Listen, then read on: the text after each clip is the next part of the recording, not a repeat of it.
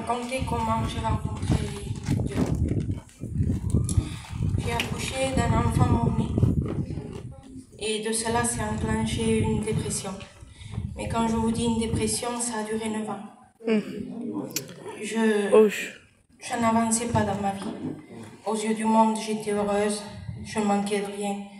Mais moi, dans ma vie, il me manquait l'essentiel, Dieu. Mais à travers cette épreuve, j'ai été rebelle aux choses de Dieu.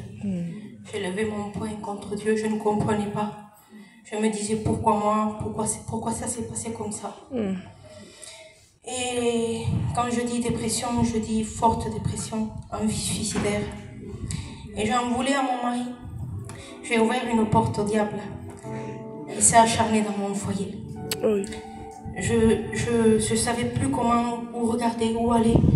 J'en voulais à mon mari parce que je me disais, lui, il est passé à autre chose. Et moi, je reste dans cette douleur. Je n'avançais pas. Et je donne grâce à Dieu. Amen.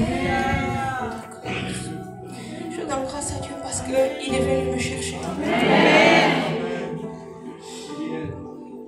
Je te loue, Jésus. Alléluia.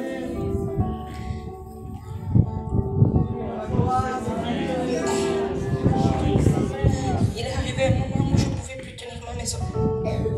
J'ai décidé de partir. Sans raison, c'était la guerre chez moi.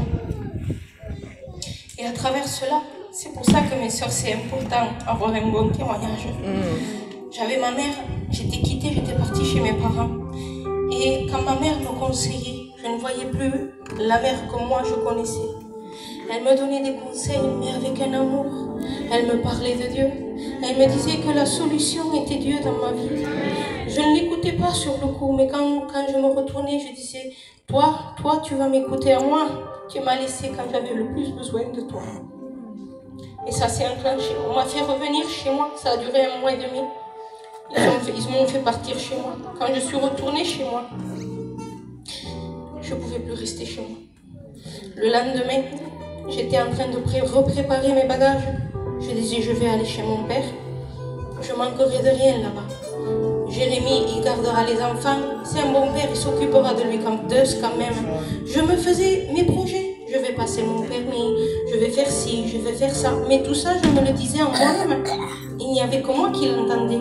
Et tout en me faisant un avenir qui n'était pas bon, je préparais mes bagages. Mais je donne grâce à Dieu. Alléluia. Parce qu'il y a une sœur qui est venue me voir.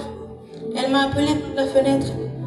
Elle m'a appelée, on a discuté 5 minutes peut-être. Elle me demandait une chose, je ne sais plus c'était quoi. Je suis rentrée chez moi. Et 10 minutes après, 10-15 minutes, elle m'a re-appelée. Elle m'a appelée affolée, j'ai vu dans sa voix qu'elle était affolée. Et je lui ai dit quoi? Elle me dit, tu sais ma soeur, elle me dit, les projets que le Seigneur a pour toi ne sont pas les projets, les pensées que toi tu as. Il m'a dit, reste et tu verras les projets de bonheur que Dieu a pour toi. Je suis restée confuse parce que je me suis dit, qui pouvait savoir ce que moi je pensais? Le Seigneur l'avait entendu. Amen. Je me suis assise. Je ne réalisais pas ce qui était en train de me parler. Et je lui ai dit, Seigneur, tu veux que je te suive? Je n'ai pas envie. Je ne ferai aucun effort. Mais je prends la décision. Il est important de prendre une décision. Je prends la décision de marcher avec toi. À partir d'aujourd'hui, ne lâche plus ma main alors. Je vous promets, mes sœurs, qu'il n'a plus lâché jamais ma main. Amen. Gloire à Dieu.